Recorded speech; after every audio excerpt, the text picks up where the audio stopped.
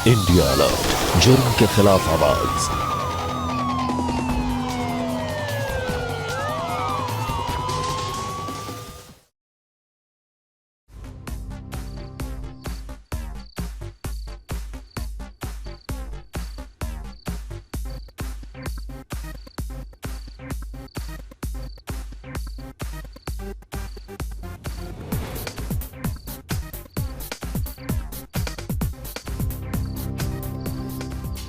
मुझे लगता है कि अब मेरी जिंदगी का कुछ मतलब ही नहीं रह गया और यही कारण है कि मैंने अपनी जिंदगी को ही खत्म करने का फैसला किया है।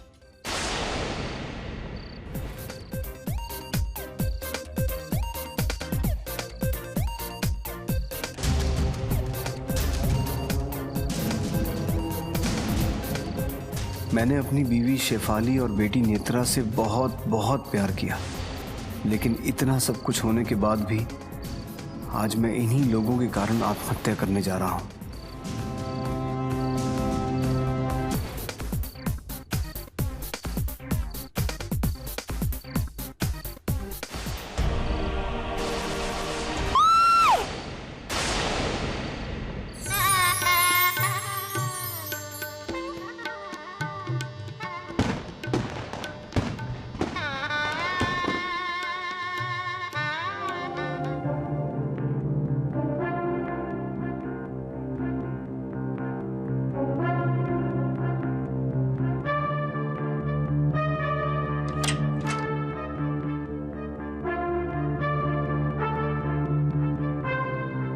तुमने दुल्हन का लिबास क्यों उतार दिया?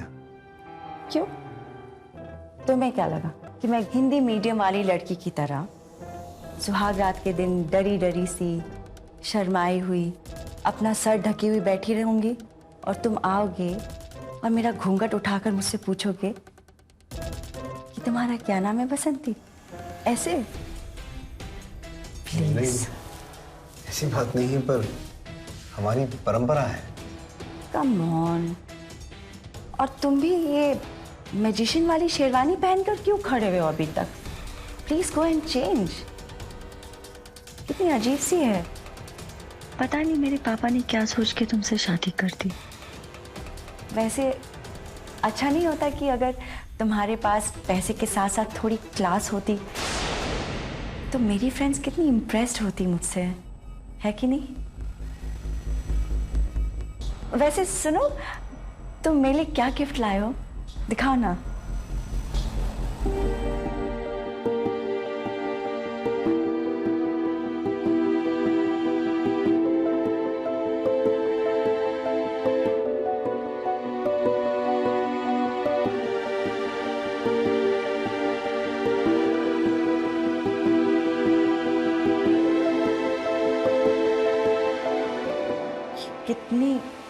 ये कितनी लोकल मेड है, इसे तो मैं पहन भी नहीं सकती।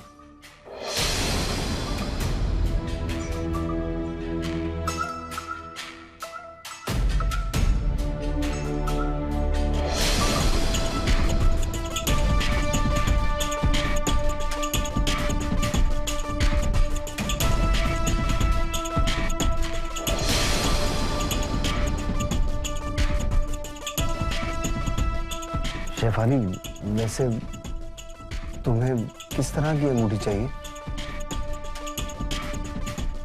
तुम्हें इतना तो पता होना चाहिए कि आजकल इटालियन डिजाइन का फैशन है। ठीक है, मैं वैसे ही लेकर आऊंगा। हाथ हटाओ। जब अंगूठी ले आओगे तब मेरे पास आना। Good night.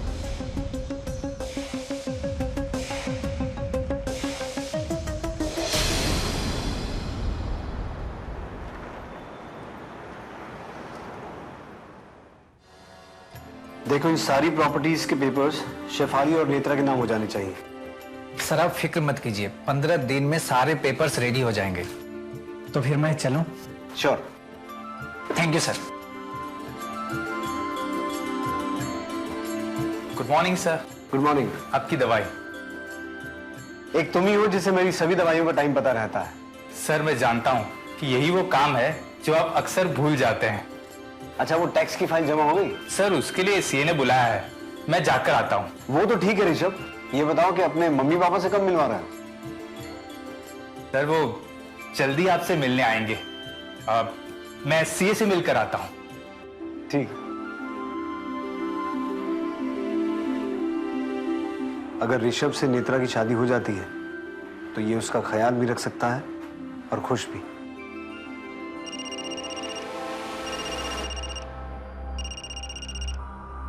हाँ शेफाली। जल्दी घर आओ, नेत्रा को बहुत बुरी तरह से चोट लगी है। क्या?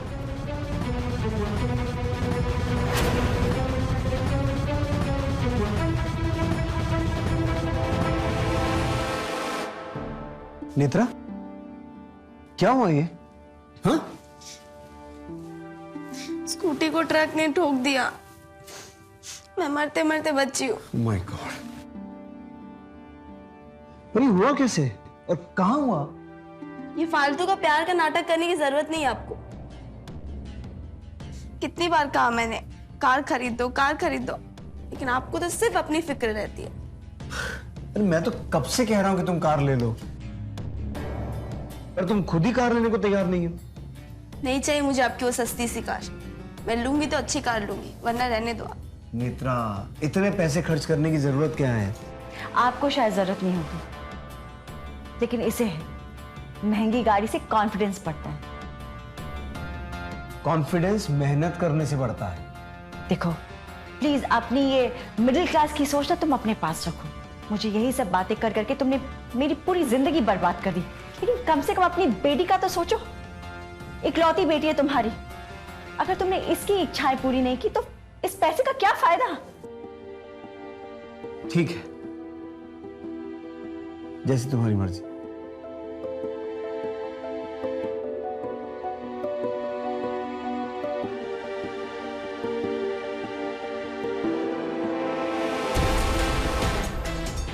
शाबाश, मैंने कहा था ना, इस हिंदी मीडियम से ना सीधी उंगली से घी नहीं निकलने वाला। थोड़ा नाटक करना पड़ेगा। Mummy, you are really great। Naresh का फोन है। हाँ नरेश, बोलो। दीदी, एक जरूरी बात है, सुनोगी तो मजा आ जाएगा। अच्छा ठीक है, तू कल घर आ जा, फिर बात करते हैं। हाँ, ओके बाय।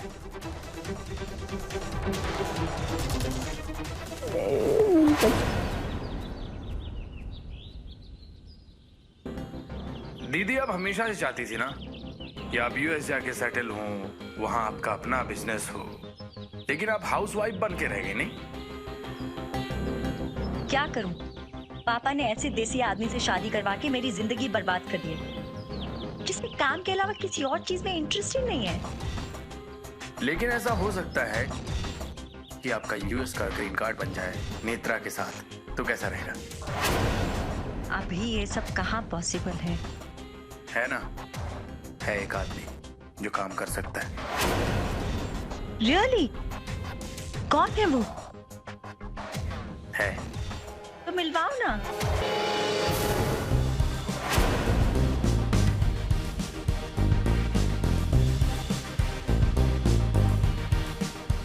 एक्चुअली मेरे मम्मी पापा यूएस में रहते हैं और उनका इंडिया भी आना जाना कम रहता है, इसलिए सारा इंपोर्ट और एक्सपोर्ट का बिजनेस मुझे संभालना पड़ता है, इसलिए फोटोग्राफी के लिए टाइम भी नहीं मिलता। वैसे तो मैं भी यूएस सेटल होना चाहती थी, पर क्या करूं, यहीं पे फंस के रह गई। वैसे नेत्रा भी अपना एमबीए करने के लिए यूएस जाना चाहती है, तो वही मैं सोच रही थी। नो प्रॉब्लम, मैं पापा से बात कर लूंगा एंड जिस भी यूनिवर्सिटी में एडमिशन चाहिए होगा इट विल बी डन। वैसे नेक्स्ट मंथ इसके मम्मी पापा आने वाले हैं यूएस से, इसके लिए लड़की देखने। अगर आप बोलो तो डिनर के लिए इनवाइट करूं? अरे डिनर क्यों, सीधा ब्रेकफास्ट पर ले आएंगे ना, है कि नहीं? ब्रेकफास्ट, लंच, डिनर सब हो जाएगा और बाकी की सारी बातें भी हो जाएंगी। क्यों?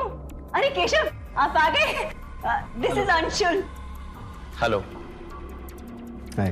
ये ना एनआरआई है और इसका इंपोर्ट एक्सपोर्ट का बिजनेस भी है। यूएस से आया है। अच्छा है। तुम्हारी कंपनी के रजिस्ट्रेशन का क्या हुआ? जी जी जीजा जी, डॉक्यूमेंट सबमिट किए, रिजल्ट आ जाएगा। हो जाएगा तो बताना। जी। अरे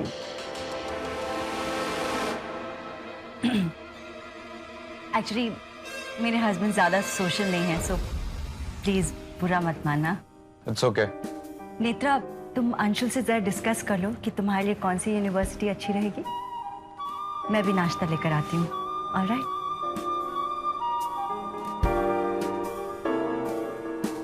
आप फोटोग्राफर भी हो? यस, और एक्चुअली यही मेरा रियल पैशन है।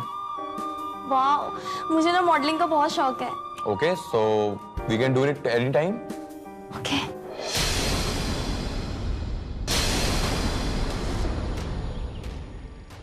मैं जैसा कहता जाऊं वैसा करते जाऊं।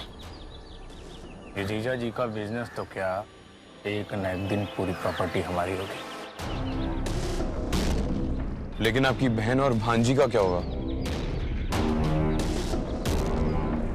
मेरी बहन का लालच ही तो मुझे सब कुछ दिलवाएगा। और रही बात भांजी की, तो उसे तुम्हें देखना है कि कैसे बोतल में उतारना है।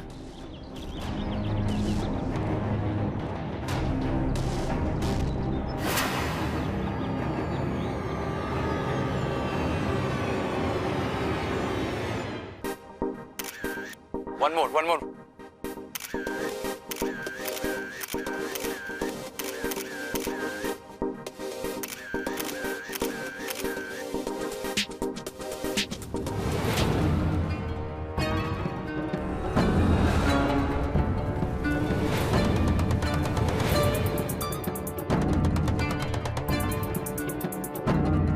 इधर मजा नहीं आ रहा है। Let's try something else.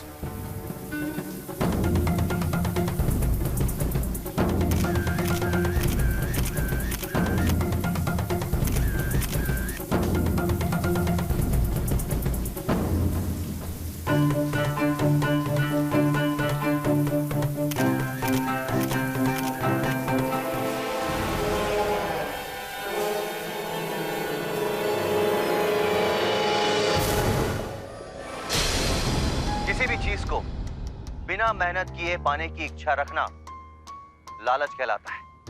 शायद इसी वजह से लालच को बुरी बला कहा जाता है।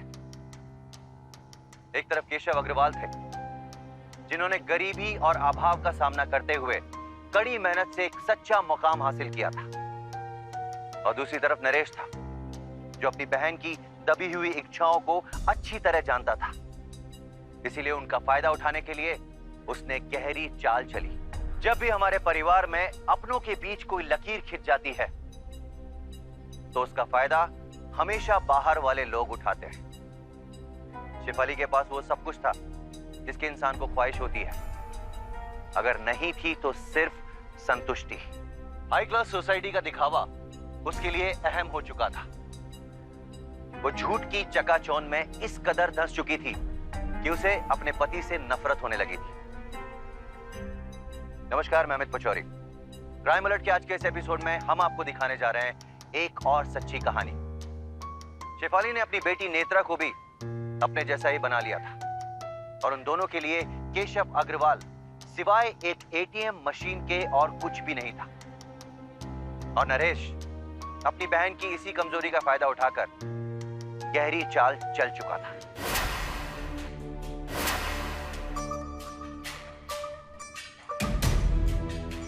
बहुत ही मजाक किया मेरा भाई। अरे केशव, बैठिए ना। ये लोग अंशुल के, बैठिए ना, ये लोग अंशुल के पेरेंट्स हैं, यूएस से आए हैं। पता है, इनके पास ग्रीन कार्ड है और बहुत बड़ा बिजनेस चलाते हैं वहां पे। पता है, नेता का रिश्ता मांगने यहाँ पर यूएस से आए हैं और मैंने तो हाँ कर दिए। आप भी बस अपना आशीर्वाद दे दीजिए। अब लड़का लड़की राजी तो क्या करेगा काजी, है ना?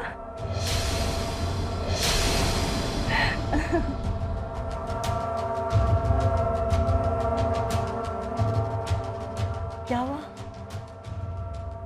आई एम सॉरी, मुझे पता नहीं था कि आप लोग आज इस काम के लिए आने वाले हैं। और इस मामले में मुझे लगता है कि नेत्रा को पहले अपनी पढ़ाई पूरी करनी चाहिए। और दूसरी बात, मैं नेत्रा के लिए ऑलरेडी लड़का देख चुका हूं।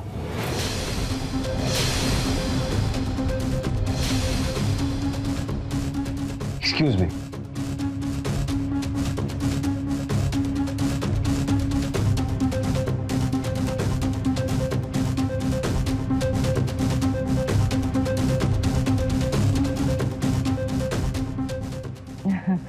I am so sorry. मुझे लगता है थोड़ी मिसकम्युनिकेशन हो गई है, लेकिन आप टेंशन मत लीजिए, मैं उनसे बात करके सब सॉर्ट आउट कर दूंगी। ओके?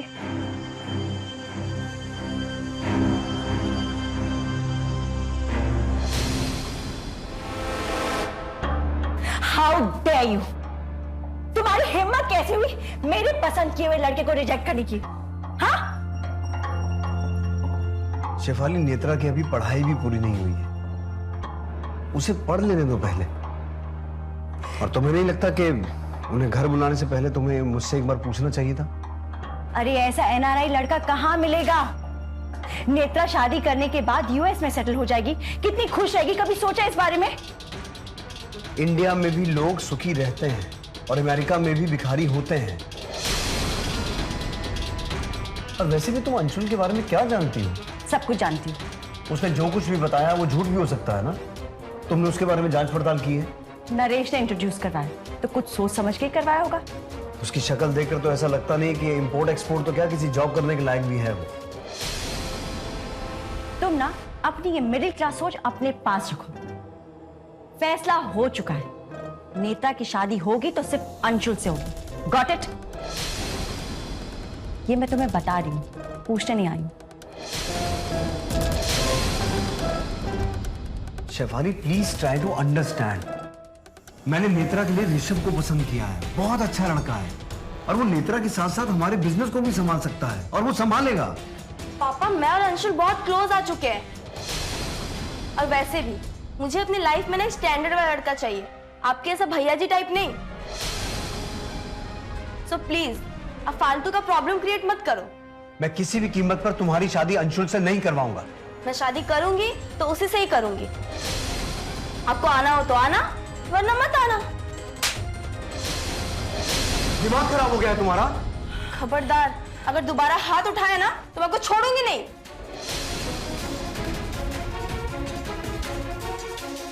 देखा कितनी बदतमीज हो गई है? और ये सब तुम्हारे निकम्मे भाई की वजह से हुआ है। उसी ने मिलवाया ना अंशुल से। वो खुद एक घटिया बेहुदा आदमी है। दोबारा उसे घटिया और बेहुदा बोलने की हिम्मत मत करना, वरना अच्छा नहीं होगा।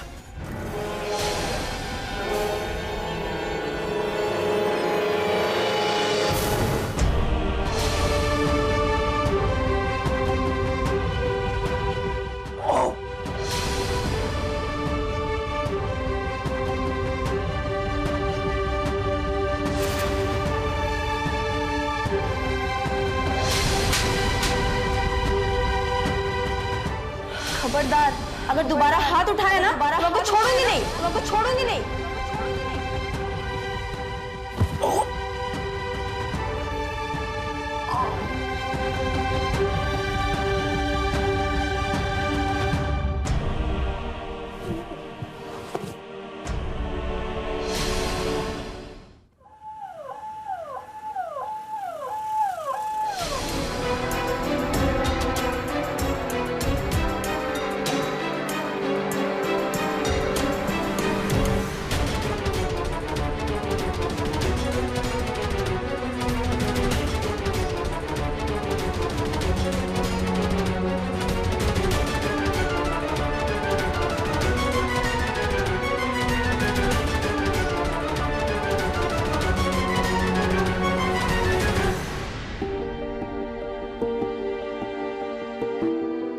ये क्या हुआ भैया?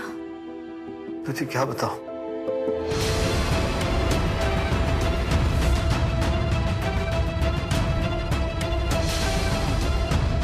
जी भाभी, इस हद तक गिर सकती है? कितने साल से समझा रही हूं मैं आपको, अब तो समझ जाइए। इनसे डरने की जरूरत नहीं है, कोई फायदा नहीं है उससे। इनके खिलाफ सख्ती बरतिए भैया। एक बार, सिर्फ एक बार आप धमकी दीजिए कि अगर यही चलता रहा ना तो एक फूटी कौड़ी नहीं देंगे इनको।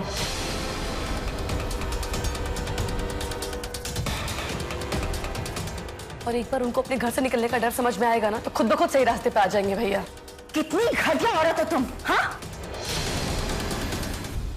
अपने भाई का घर तोड़ने के लिए तुम्हें शर्म नहीं आती? घटिया मैं नहीं, इतने सालों से जो आप लोग कर रहे हैं ना उससे घटिया कहते हैं भाभी। आपके पति हैं, थोड़ी इज्जत तो कर सकती हैं आप। ओ मिडिल क्लास मर्द, जो शराब, ओके? अपनी जबान बंद करो वरना धक्के मारकर निकाल दूंगी। Got it? अपना ये पागलपन बंद करो शेफाली, और एक बात कान खोलकर सुन लो। अब अगर नेत्रा की शादी ऋषभ से नहीं हुई ना तो तुम दोनों को अपनी प्रॉपर्टी से बेदखल कर दूंगा और सारी पावर ऑफ अटर्नी ऋषभ को दे दूंगा, ताकि कल अगर मुझे कुछ हो भी जाए तो वो मेरा सारा बिजनेस संभाल ले। Got it?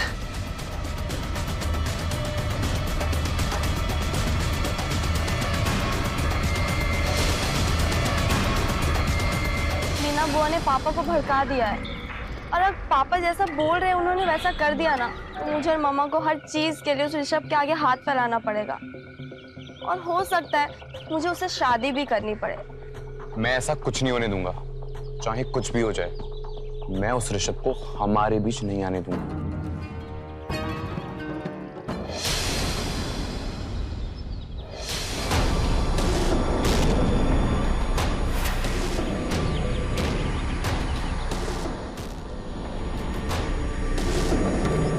ये नहीं रहा ना तो किस्सा ही खत्म।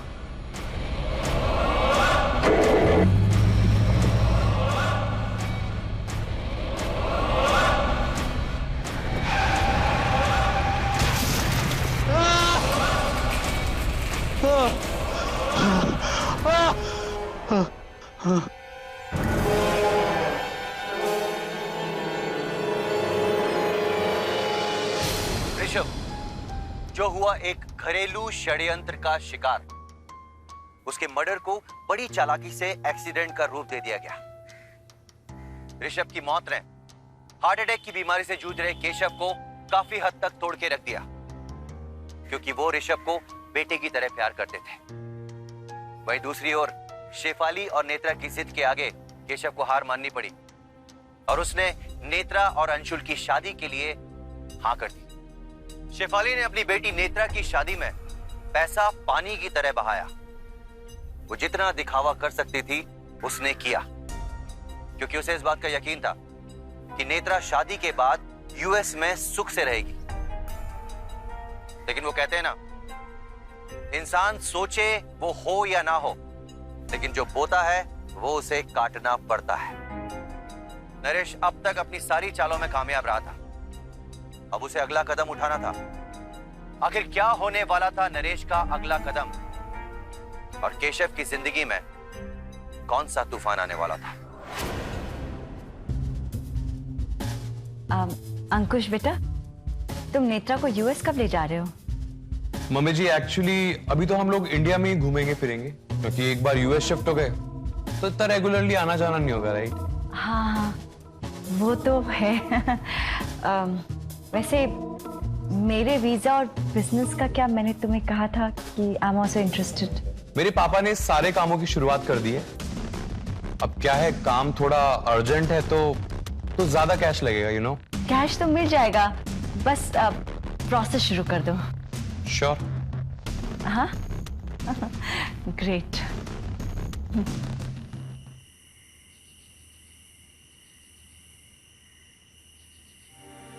अभी पिछले महीने तो तुमने शादी में इतने पैसे खर्च किए हैं, अभी और पैसे क्यों चाहिए? देखो डार्लिंग, मुझे ना अंशुल के मम्मी पापा के साथ इंपोर्ट एक्सपोर्ट का काम करना है, और उसके लिए तो थोड़ी बड़ी इन्वेस्टमेंट करनी होगी ना। शेफाली, तुम्हें उस काम का कोई एक्सपीरियंस नहीं है। इससे अच्छा तुम हमारे ही काम को आगे बढ़ाओ ना। हमने आज तक जो कुछ भी कमाया है अपने ही काम से कमाया है। Darling, you don't understand. मुझे तुम्हारे ये डब्बा बर्तन मैन्युफैक्चरिंग का काम नहीं करना है। मुझे कुछ बड़ा करना है, कुछ डिफरेंट करना है। फालतू के किसी काम के लिए मैं एक पैसा भी नहीं दूंगा। देखो, मुझे पैसे चाहिए।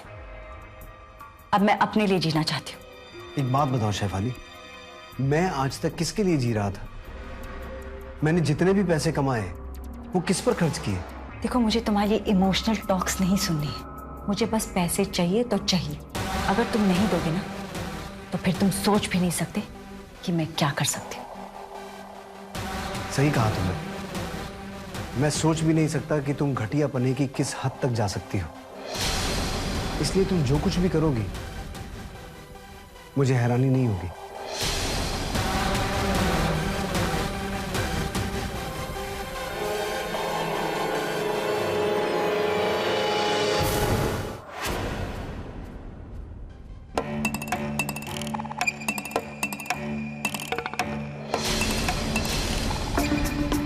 केशव जी, आप हमारे साथ चलिए। क्यों? क्या हुआ? चलिए।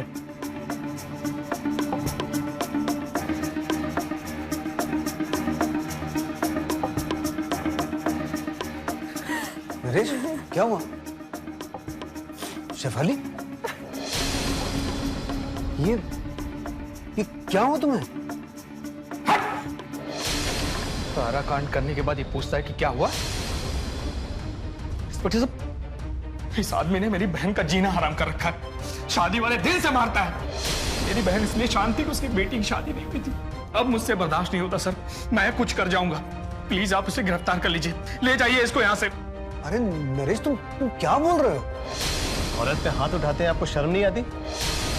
डोमेस्टिक वायलेंस केस में अंदर हो सकते हैं आप। चलिए थाने। नहीं इंस्पेक्टर साहब, रुक जाइए।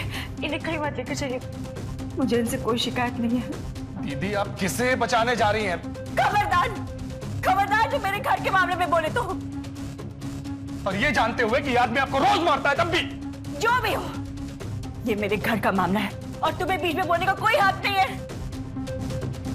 प्लीज, मैं तुम्हारे हाथ जोड़ती हूँ। प्लीज मेरी परेशानी को और मत बढ़ाओ। जाओ यहाँ से, जाओ प्लीज, जाओ जाओ। बोला ना मैंने।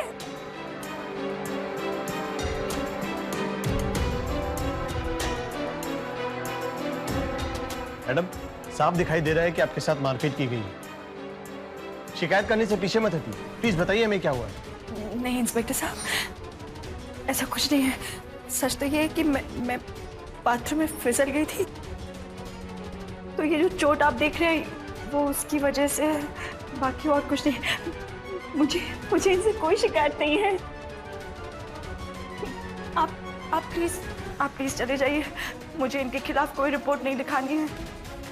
केशव जी, आज इनकी वजह से आपको छोड़े, आगे आप खुद समझदार हैं। चलिए।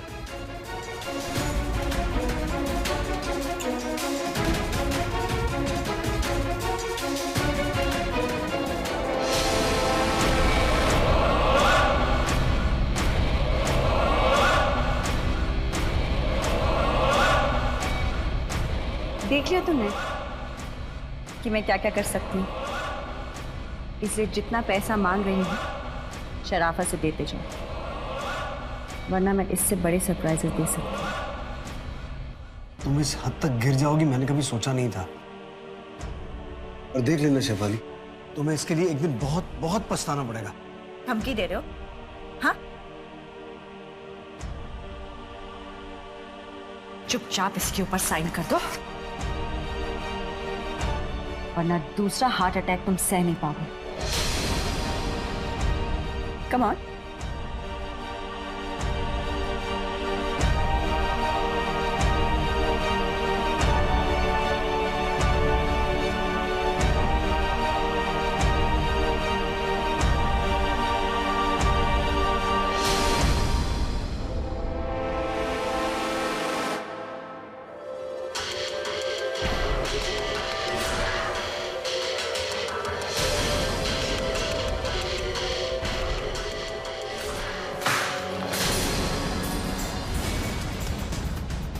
ये लो, और अब चाहो तो पुलिस को वापस बुला लो, क्योंकि जिस आदमी की बेटी और बीवी लालच में उसी को बर्बाद करने के लिए तैयार हो जाए, वो आदमी जेल में रहे या घर में रहे, क्या फर्क पड़ता है?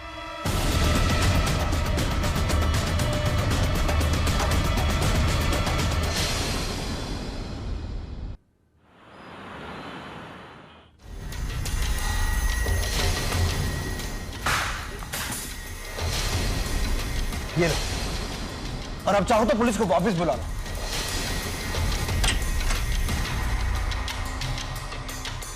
क्या हुआ दीदी?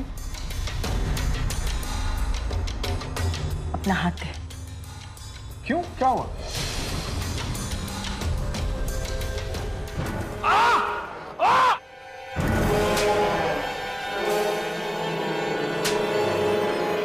क्या हुआ? क्या पागल पागल हो गई?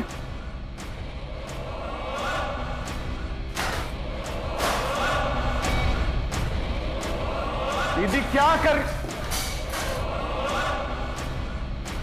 अरे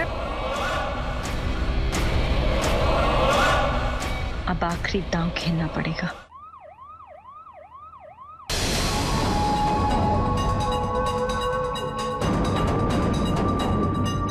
अच्छा वो आप लोग आ गए?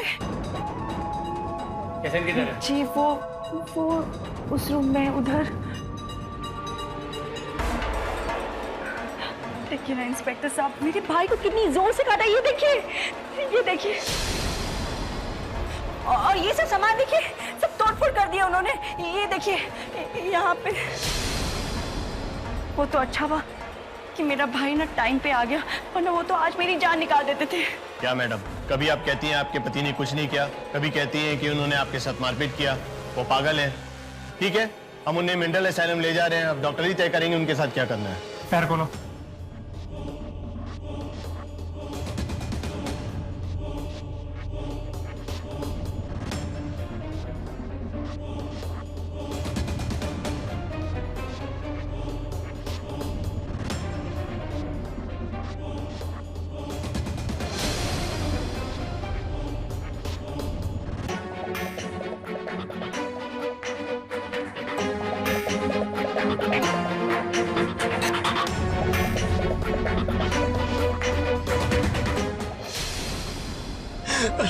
अरे मैं पागल नहीं हूँ।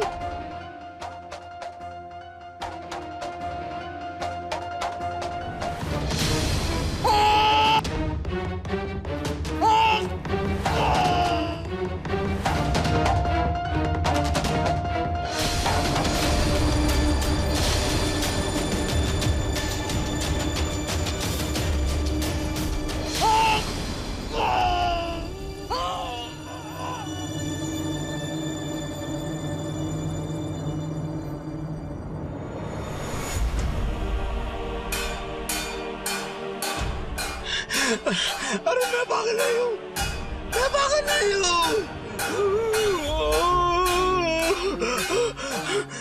नहीं हूँ पागल, मैं पागल नहीं हूँ, मैं पागल नहीं हूँ।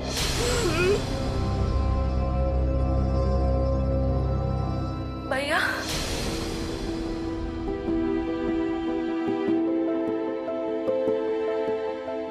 मैं आपको लेने आई हूँ। डॉक्टर ने सारी रिपोर्ट्स चेक की, आपको कुछ भी नहीं हुआ है, आप पागल नहीं हो। ओके, आपको लेने आई हूँ मैं।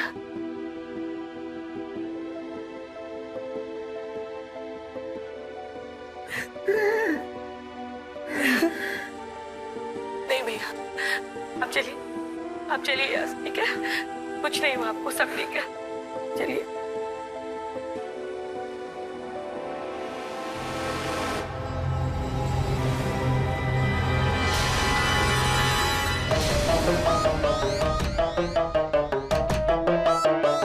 मम्मी, मम्मी, क्या हुआ?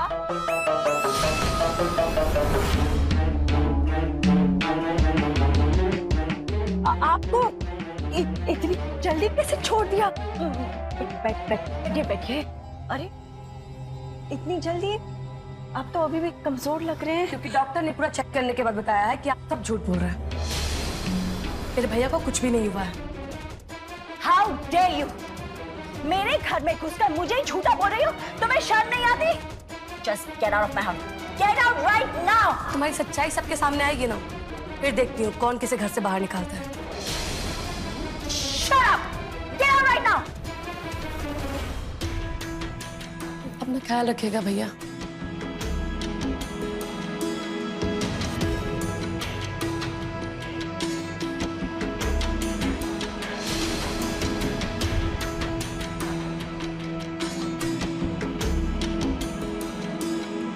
वहां बहुत तकलीफ हुई होगी ना, है ना? अब वहां दोबारा तो नहीं जाना चाहोगे? नहीं ना? मैं जो भी कहूंगी करोगे? Good boy.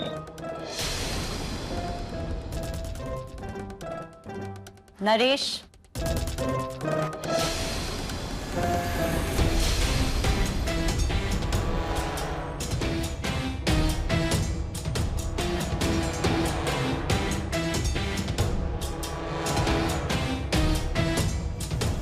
इन पेपर्स पे साइन कर दो। इसमें लिखा है कि आज के बाद तुम्हारी सारी प्रॉपर्टी, तुम्हारा बिजनेस, तुम्हारा बैंक अकाउंट, तुम सब कुछ मेरे नाम करो। Come on, do it.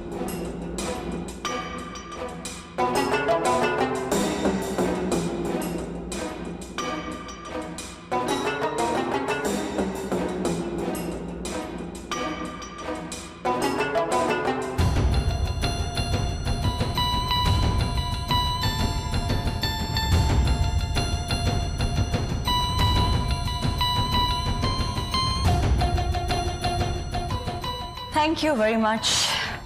आज के बाद तुम्हारा सब कुछ मेरा। 5-6 महीनों में मैं यूएस चली जाऊंगी अपनी बेटी और दामाद के साथ, और तुम्हारे लिए यहाँ पर एक किराए का मकान ढूंढ दूंगी। लेकिन याद रखना, अगर इस बीच तुमने जरा भी होशियारी की या मुझे धोखा देने की कोशिश की तो मैं तुम्हें जान से मार दूंगी। समझ गए? और लोग यही समझेंगे कि पागलपन में आकर तुमने खुद खुशी कर ली। अरे बाप रे! आइए आइए आइए आइए आइए, जाइए जाइए।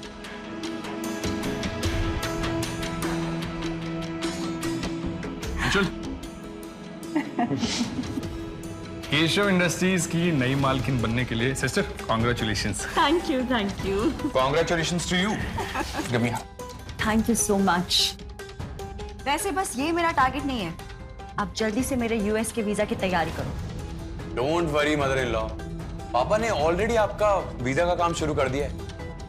वो सब तो ठीक है, लेकिन इतनी बड़ी खुशी है, छोटी सी बियर पार्टी तो बनती है नहीं? छोटी सी। ऑफ कोर्स होगा, जश्न होगा ना। पूरे शहर को पता चलना चाहिए कि केशव इंडस्ट्रीज की मालकिन अब मैं हूं। चलो।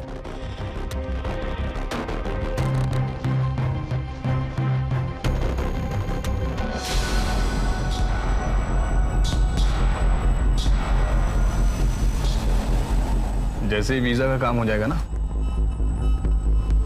तो मैं इन दोनों का वही हाल करूंगा जो केशव का किया है।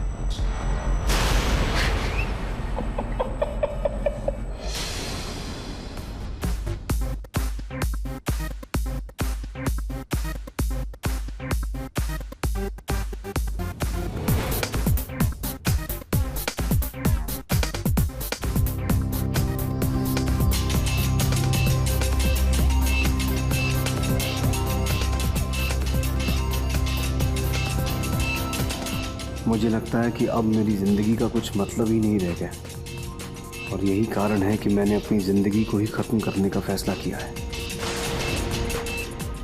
Shefali, Deepti!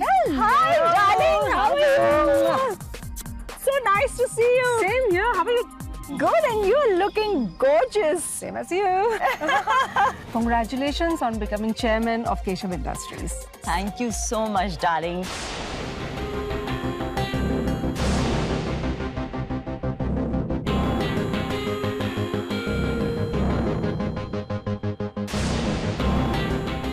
Come on, let's dance. Come on.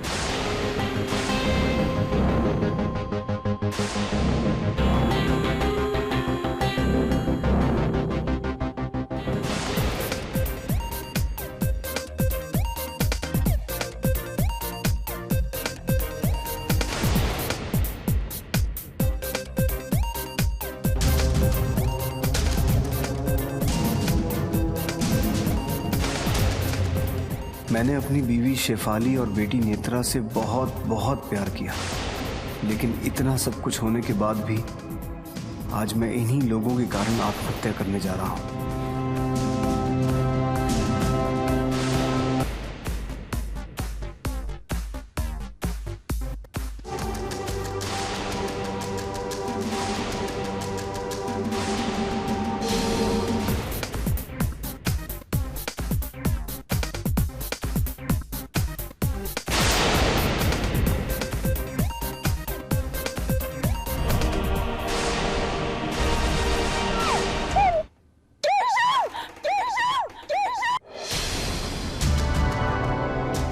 वैसे मैंने सोचा नहीं था कि केशव सुसाइड कर लेंगे।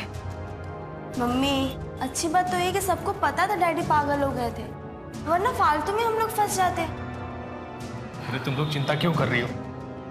पोस्टमार्टम रिपोर्ट में तो सुसाइड ही आएगा ना। हाँ, ये बात तो है।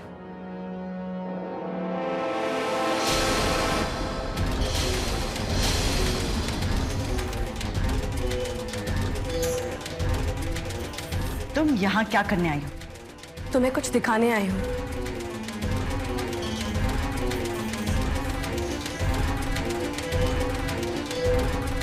अब मैं 5-6 महीनों में यूएस चली जाऊँ अपनी बेटी, दामाद और तुम्हारे बिजनेस के साथ। एंड लिसन, अगर इस बीच में तुमने जरा भी होशियारी दिखाई या मुझे धोखा दिया तो मैं तुम्हें जान से मार दूंगी। उस दिन जब मैं तुम्हारे घर से गई, Get out, I said.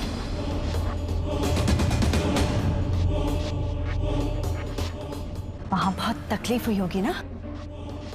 इसमें लिखा है कि आज के बाद तुम्हारी सारी प्रॉपर्टी, तुम्हारा बिजनेस, तुम्हारा बैंक अकाउंट, तुम सब कुछ मेरे नाम करें। तो जिंदा आ तो गई है लेकिन बच के जाएगी नहीं। ठीक है, मुझे भी मार दो, लेकिन तुम्हारे लिए भी एक वीडियो है मेरे पास, देखना नहीं चाहोगे? एक बार वीजा का काम हो जाए ना, तो इनसे पैसे निचोड़ के इनका भी वही हाल करूंगा जो केशव का किया है।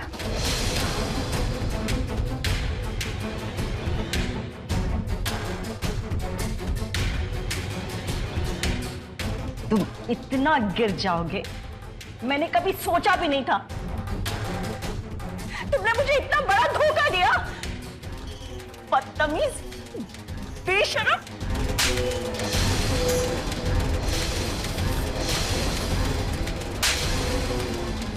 तो जैसी औरत के साथ ऐसा ही होना चाहिए था। रुको रुको, ये अपना ड्रामा बंद करो। भैया ने अपने आखिरी समय पे मुझे मेल किया था, उसे नहीं पढ़ोगे? वैसे तो बहुत कुछ लिखा है भैया ने, लेकिन ये सुनो, मेरी मौत के जिम्मेदार मेरी पत्नी शेफाली, मेरी बेटी नेत्रा, नरेश और मेरा दामाद अंशुल, ये सब है। भगवान ना करे कि ऐसी फैमिली किसी को भी दे। खबरदार, मुझे हाथ लगाने की सोचना भी मत। मैं यहाँ अकेले नहीं आई हूँ। इंस्पेक्टर साहब,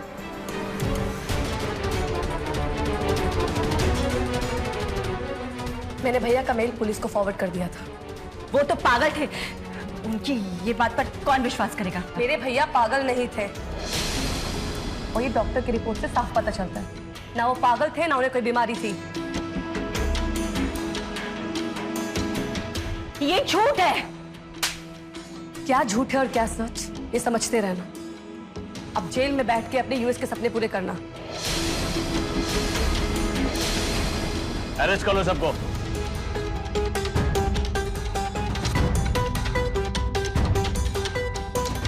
चल।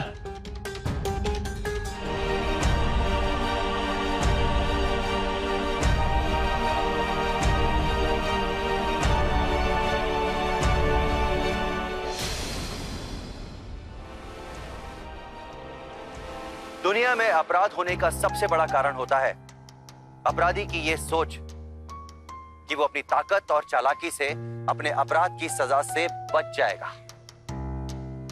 नरेश, अंशुल और शेफाली, इन सभी को यह लग रहा था कि वो जो ये खेल खेल रहे हैं इसमें जीत उनकी पक्की है।